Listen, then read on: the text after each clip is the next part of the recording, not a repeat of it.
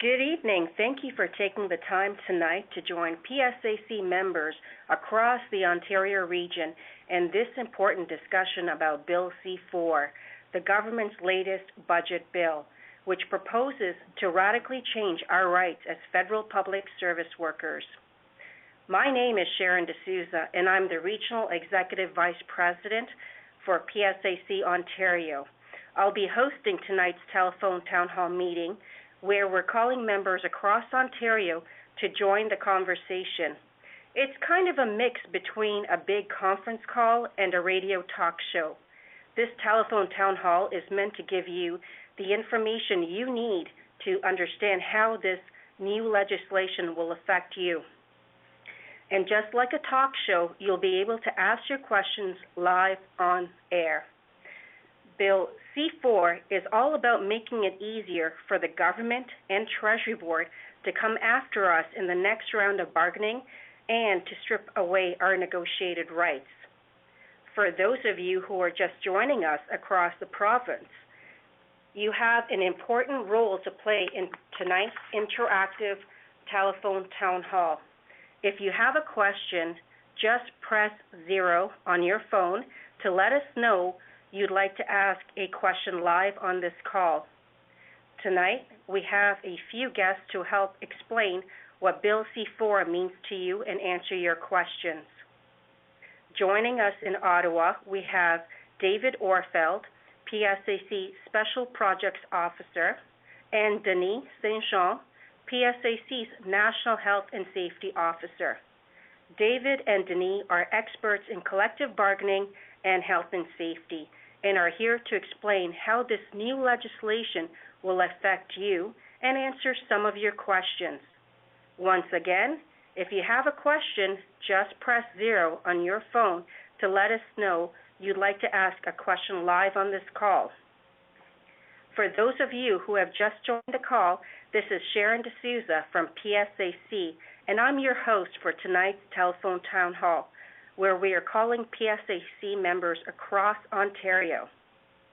As I mentioned earlier, Bill C-4 is all about making it easier for the government and Treasury Board to come after us in the next round of bargaining and to strip away our negotiated rights. We also have the ability on this telephone town hall to ask thousands of PSAC members on the call polling questions to help us better understand your concerns. Let's do a quick poll right now. As you know, the Conservative government has already cut more than 20,000 PSAC members' jobs. Now they're looking to change our pensions, attack our sick leave, and make it harder for us to bargain fairly. What type of action would you be willing to take to defend these rights and benefits?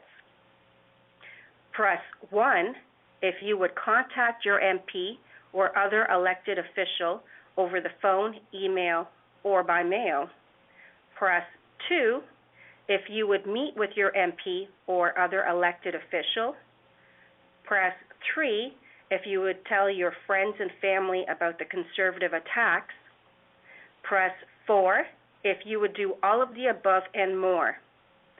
Or press 5 if you would prefer another action. So once again, the answers are: press 1 if you would contact your MP or other elected official over the phone, email, or by mail. Press 2 if you would meet with your MP or other elected official. Press 3 if you would tell your friends and family about the Conservative attacks. Press 4 if you would do it all of the above and more. Or press 5 if you would prefer another action.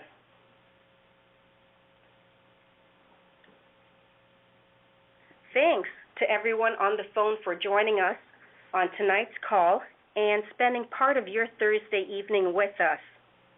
For those of you who are just joining us, welcome to this telephone town hall aimed at giving you the information you need about Bill C-4 and how it affects you. I'm your host, Sharon D'Souza. Right now, we are being joined by thousands of PSAC members across Ontario on the phone. We will be going to your questions live on air in just a couple of minutes.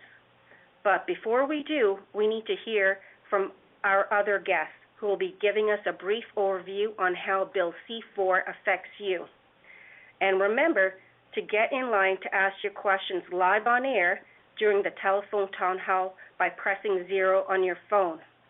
Now, we'll hear from David Orfeld, PSAC Special Projects Officer, to discuss how Bill C-4 impacts your bargaining rights. David, can you tell us a bit about Bill C-4 and how this will affect PSAC members heading into bargaining with Treasury Board in 2014? Thanks, Sharon. Quite happy to do so and happy to be speaking to everyone tonight about Bill C-4 and its impact on the Public Service Labor Relations Act. What the government has introduced is probably the most radical change in federal labor legislation since the original Public Service Staff Relations Act was passed back in 1967. Before that, there weren't even unions in the federal government. And in many ways, this legislation reduces rights to less than they were in 1967.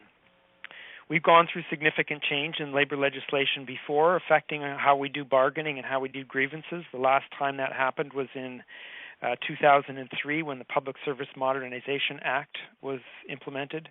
What was different then was that the government went through a very wide process of consultation with unions, with various stakeholders, with various employers.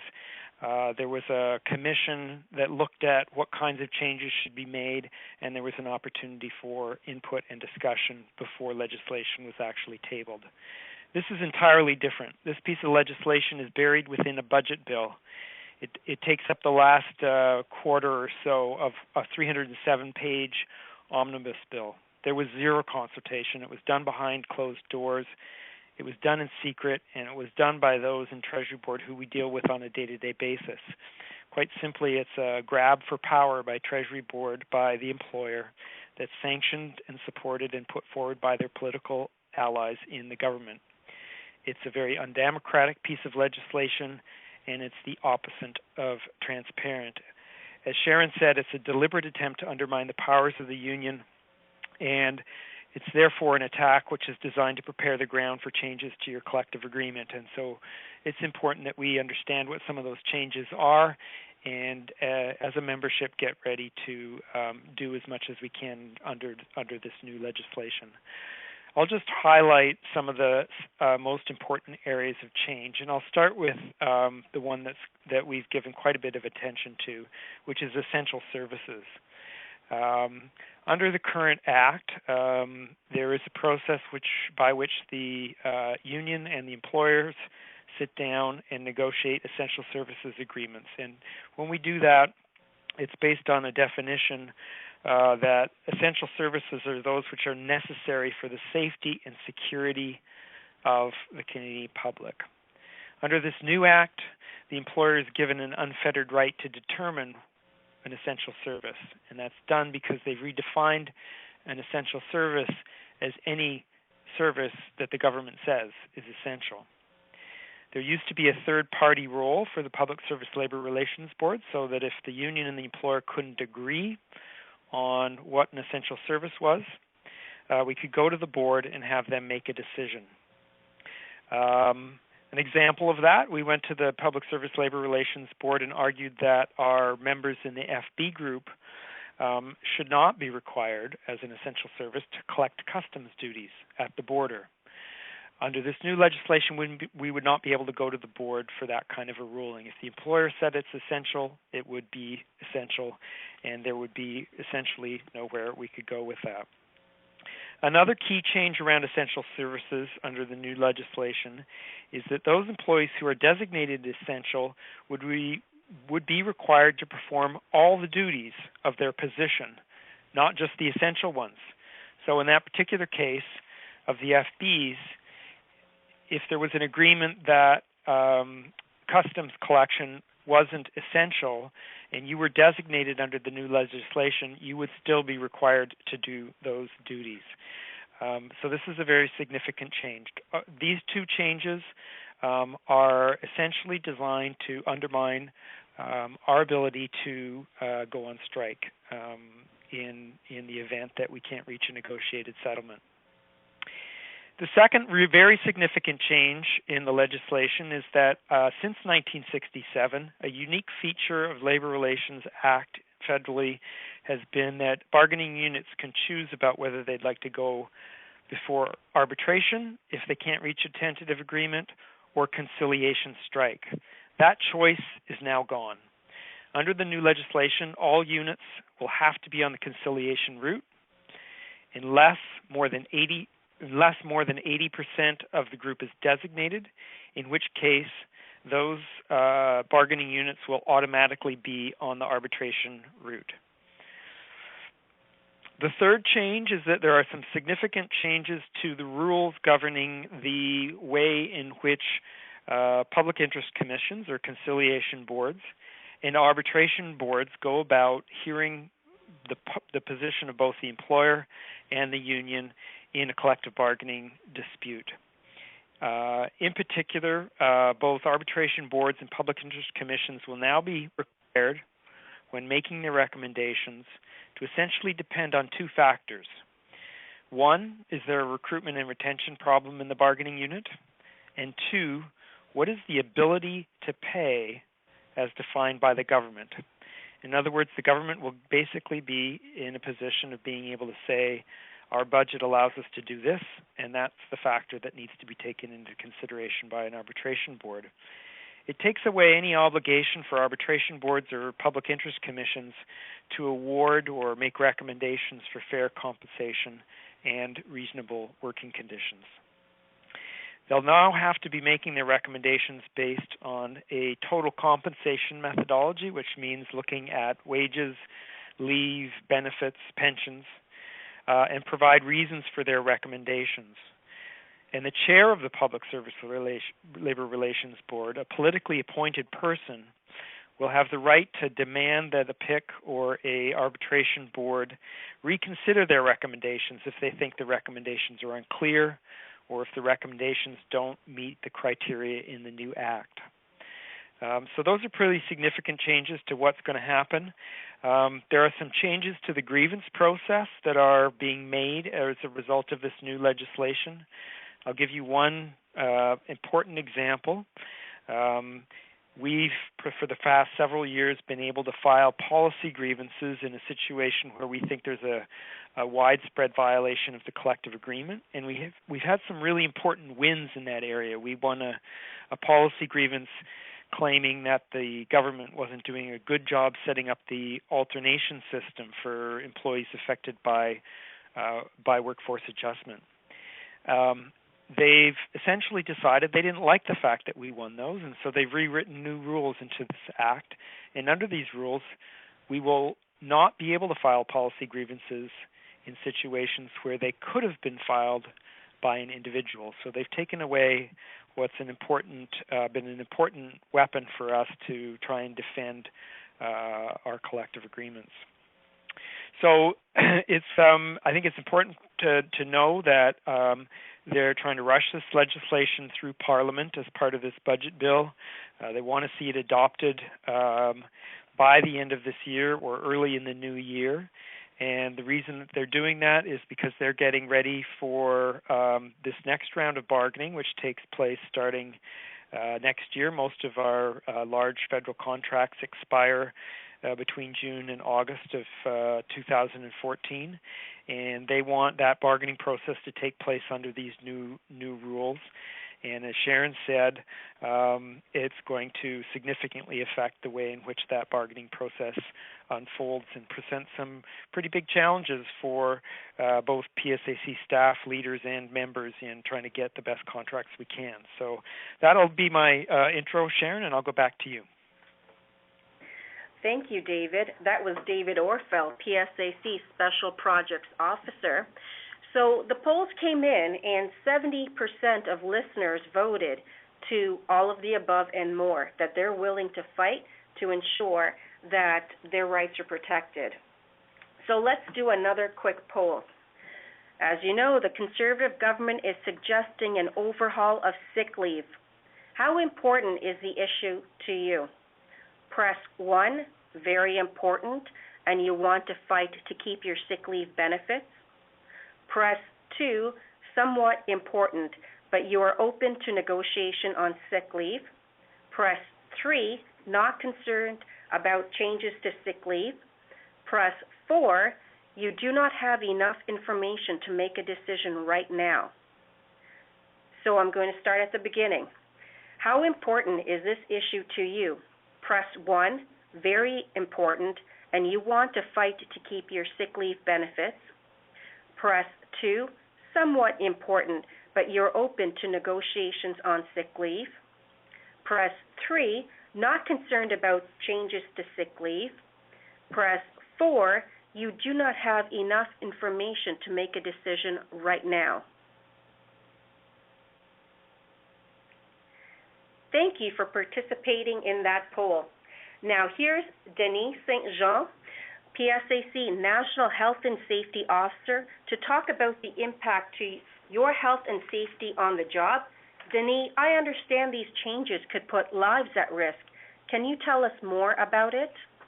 Thanks, Sharon. When you consider all the health and safety amendments being proposed under a budgetary act by this government, health and safety activists around Canada have real concerns. The bill really has a serious impact, and we'll look at a few of them. First, the bill changes the definition of danger to imminent or serious threat to the life or health of a person, a significant move from the existing definition we accomplished with consensus agreements between employers, government, and unions back in 2000. This time around, this definition was changed with no consultation whatsoever, even on the most crucial elements of health and safety provisions in the federal jurisdiction. Bill C-4 also removes the concept of danger as a potential occurrence. It removes the idea that workers deserve protection from activities or conditions that could cause them danger in the future. That was also a significant change from the existing definition that we've had since 2000. When you marry this up with the removal of the word illness, workers may not be able to claim protection for potential chronic or slow-developing illnesses based on exposure to carcinogens, for example. A question we've been getting a lot: will asbestos exposure be covered? Well, new case law will actually need to be established so we can correctly answer that question. The new definition of danger also removes the concept of complaining about unsafe work based on its impact on a worker's reproductive system, a serious gain we had accomplished back in 2000 again. With this bill, all authority and power of the health and safety officers, i.e. our inspectors, are now being removed and placed with the minister, thus politicizing the process of monitoring and enforcing health and safety protections across Canada. The bill removes all references to an inspectorate of autonomous, neutral, trained professional health and safety officers, a change that would allow the government to replace them with political appointees who the minister deems to be qualified. The minister or her appointee can even refuse to look into a matter if the minister deems the workers' health and safety concerns to be trivial, frivolous, vexatious, or exercised in bad faith. Our concern is that this will make an employee who fears for his or her health and safety in the workplace vulnerable to discipline. Bill C-4 actually states that the Minister of Labor may administer or enforce electronically the Canada Labor Code Part 2. This will allow the minister to actually do virtual inspections. I don't know about you, but not having an inspector on site to investigate complaints makes me wonder how efficient that can be. Those are just a few of the concerns I've been hearing from many of our health and safety activists across the country in the recent days, and especially from many of our health and safety inspectors. Back to you, Sharon. Thank you, Denis. That was Denis St. Jean, PSAC National Health and Safety Officer, and I can tell you that 91% of you say your sick leave is very important and you're willing to fight to keep it, which is fantastic. But what I'd like to do now is maybe go to our first question. Remember to press 0 to ask a question. We have Lori from Windsor with a question about collective bargaining, I believe. Lori, are you there? Oh, yes, I am here. I didn't know that you were actually going to physically speak to me. I'm so sorry. Okay. Some of us have open bargaining right now where we're supposed to be meeting, where our representatives are meeting with our employer. Will those still be included in this Bill C-4? I know some of the negotiations aren't going to start till next year, but I thought ours was we'd already been approached. Well, thank you for that question, Lori. David, can you answer this for us? Yeah, I'd be happy to answer this. Some of the details to the answer to that question are buried in some very hard to understand aspects of the bill called transitional provisions. Essentially, for a lot of the largest groups, they'll be covered by the new legislation because they're not currently in bargaining. So the PA bargaining unit, or the SV bargaining unit, or the TC bargaining unit. By the time they're in bargaining, they'll be under. We'd expect them to be under the new legislation. At kind of the other end of the spectrum, the Canadian Food Inspection Agency, they've been in bargaining for the past couple of years. They've already got a public interest commission established, which I believe is taking place this fall. The way it's going to work for them is they'll essentially be under the existing legislation until their bargaining process is completed.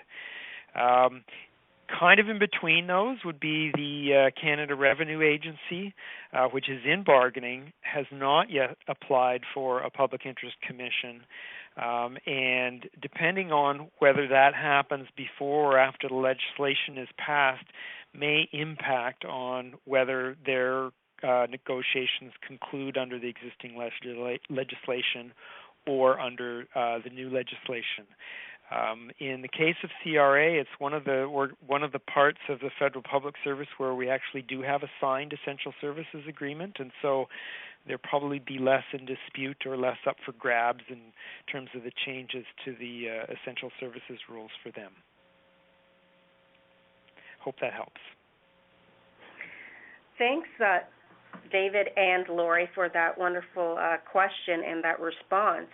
Next, we have John from Toronto. John, can you go ahead with your question?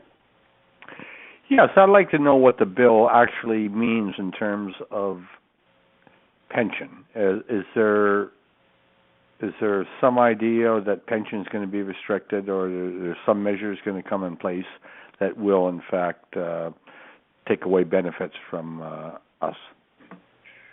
Well, John, I can tell you what we do know is that in 2013, the Conservative Party had a convention and a resolution was passed to put public sector pensions in line with the private sector, and this will come up at negotiations.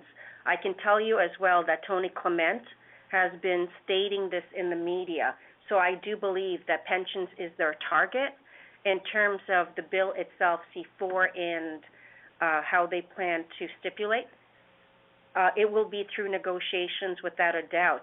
David, is there anything that you could add to this as well? Yeah, there's no. If you look through the budget bill and the changes that they're making, it doesn't appear that there's anything that directly affects the Public Service Superannuation Act, and that you may find the Conservatives therefore saying that this doesn't affect pensions. There is a subtle way and an important way in which this does come into place, and I touched on it a little in my introductory comments. When we go in front of an arbitration board or a public interest commission in the next round, that board will now be required to make its recommendations or to award an arbitral award, taking into account total compensation. What that means is that they need, in order to be able to make their recommendations, an understanding not just of what a federal public service worker is paid in salary dollars, compared to what a private sector worker is paid in salary dollars, but they're going to need to know what they're making from a total compensation point of view, which includes pension costs. We're not entitled to bargain pensions under federal legislation. We can't make proposals about it. They can't make changes through the bargaining process. But it is clear that what they are trying to do is to convince the public that there should be a scaling back of your benefits because, as far as they're concerned, you're overpaid compared to private sector workers. Obviously, we don't agree with them on that, but they are a little bit strengthening their hand around how that process will work.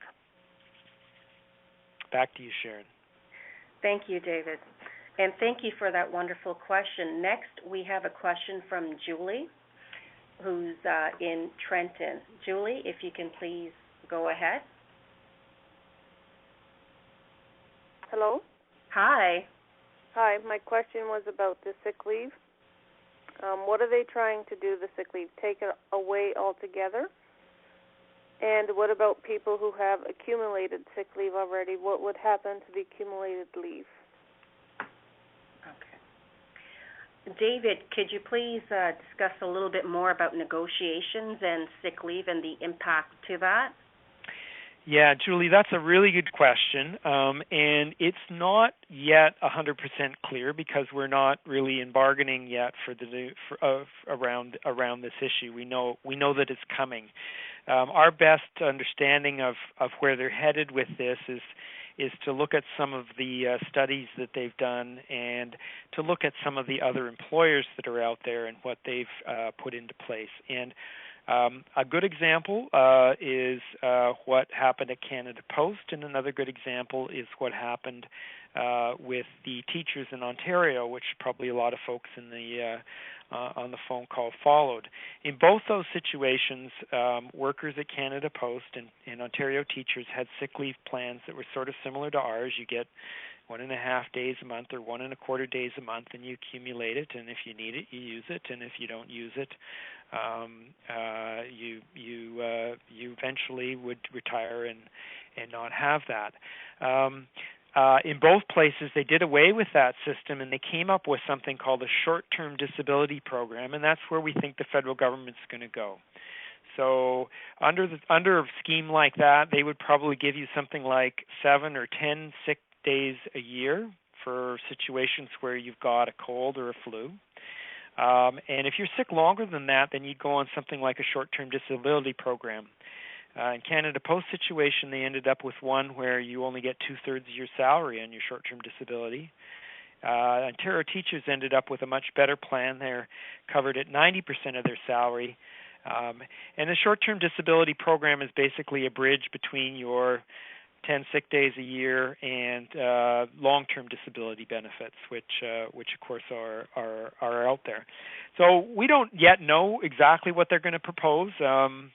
We think it's going to be really important that there be a lot of education and discussion with the membership about the range of possibilities, because one thing is guaranteed: they will be coming with proposals around that when we sit down and bargain the next big contracts in the spring.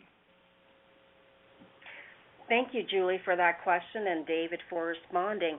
Next, we have Paula on the phone, and Paula has a very important question. She's from Toronto, Ontario. Paula, please go ahead. Hi, and thank you so much for convening this call. It's very informative. My question to you is concerning the Labor Code Part 2. I just need more understanding around that, because the Labor Code Part 2, if I understand, is already administered by the government. And I think that would be through Service Canada. So what are we looking at here as far as what it means to those who would potentially, through health and safety, need to look at the Labor Code Part 2? That's a really great question, Paula. Denny, can you perhaps provide a little bit more information on the Labor Code Part 2?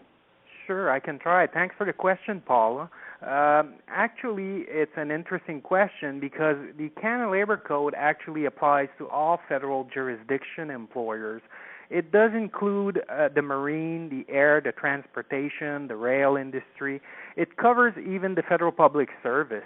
The distinction really is in the enforcement part of it. In some of these extended jurisdiction, meaning marine, air, transport, and rail, they actually delegate the enforcement to Transport Canada directly.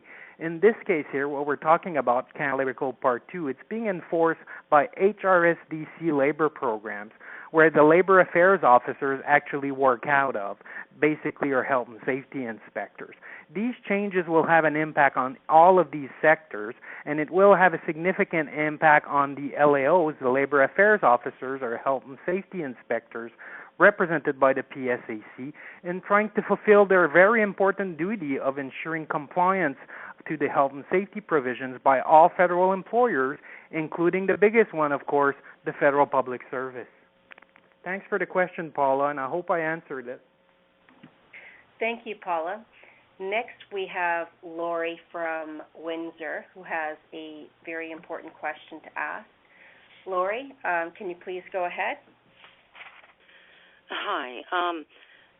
My question is, these things that are being put in that are essentially putting us back prior to, some of them prior to the 1960s, are any of those able to be brought to court or the Human Rights Commission? Because from what I read today, and I could have read it wrong, they're essentially putting a stopgap for us to even go to the Human Rights Commission with any of this. Is that correct?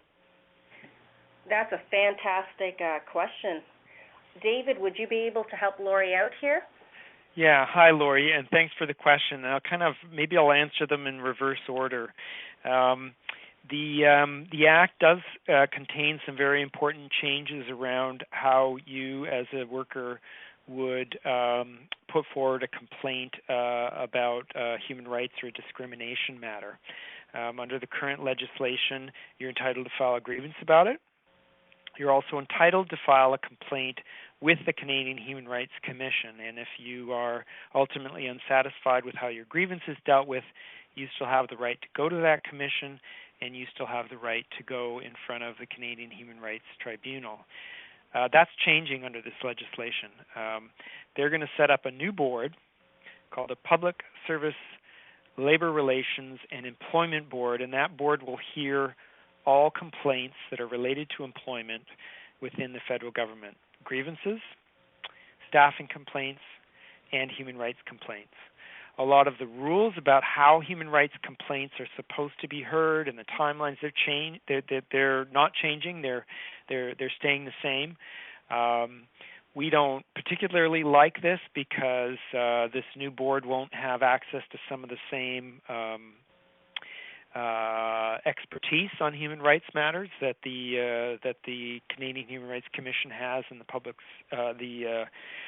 Human Rights Tribunal has. But you will still have the ability to file human rights and discrimination complaints under this new legislation.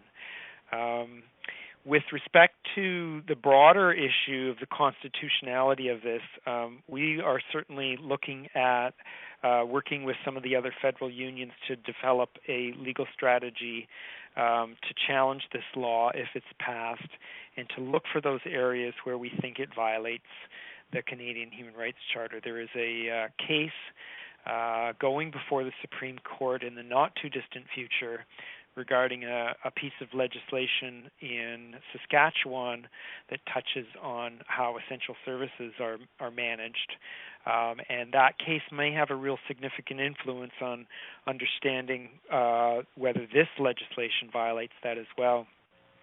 The challenge that we have is when we launch a constitutional challenge, it often takes a long time to go through the courts. You may remember that after 2008, we launched a constitutional challenge to the Expenditure Restraint Act, which rolled back wages in certain collective agreements that we'd already negotiated. That's still waiting to actually be heard. nearly 4 or 5 years later. So we'll certainly use legal strategies and pursue them and work with other unions to try and approach it in a strategic way. But that's not going to prevent us from needing to get ready to bargain under this new legislation, to mobilize the members to show this government what they think about this legislation and what they're doing to the collective bargaining process. Thanks. Thank you very much. Next we have, I believe, Debbie, and Debbie's from... Sorry, just give us one more moment. We have technical difficulties. Please stand by. What can I tell you? This is the age of technology, and unfortunately, the person is still faster than the technology. So we have Debbie from Hamilton. If you can please go ahead. Hello, can you hear me? Yes, I can hear you just fine, Debbie.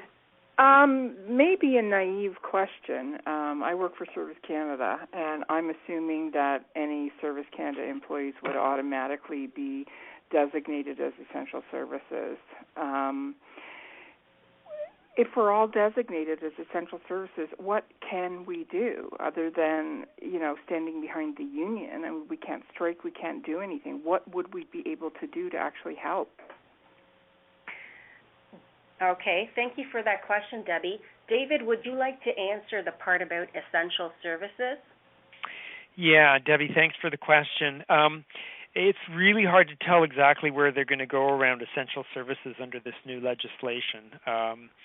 And there's some trouble with the word essential because, of course, as a union, we're always defending the importance of our members' work, and it's all essential from that perspective in terms of service to the public. Under the current legislation, the definition of essential is it's necessary for the safety and security of the public.